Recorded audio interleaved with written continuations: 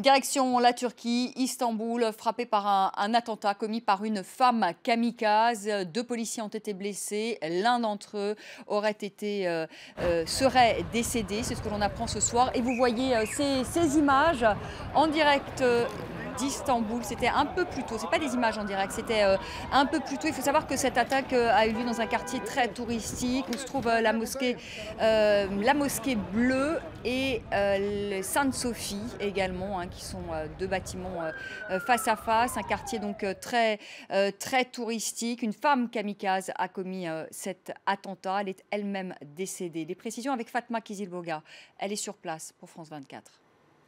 Le gouverneur d'Istanbul s'est exprimé également sur la question il y a quelques minutes. Il a confirmé qu'il s'agissait effectivement d'une kamikaze, d'une femme qui aurait fait détonner une charge explosive devant le poste de la police touristique dans le quartier historique de Sultanahmet à Istanbul. C'est une zone très commerciale de la ville où il y a en général toujours beaucoup de piétons, exception peut-être faite pour aujourd'hui où il neige à Istanbul. Alors selon des témoins de la scène, l'assaillante, dont on ne connaît toujours pas la nationalité, se serait exprimée dans un anglais approximatif, prétextant avoir perdu son portefeuille. Les policiers situés à l'entrée du bâtiment ne l'auraient pas laissé rentrer. C'est à ce moment-là qu'elle aurait donc déclenché les explosifs qu'elle portait sur elle. Le bilan donné par les autorités a fait état d'un mort, la kamikaze, deux morts, pardon. La kamikaze et un policier. Le deuxième policier serait blessé également. Très rapidement, l'ordre a été donné de renforcer les mesures de sécurité dans la ville, particulièrement autour des commissariats. Alors,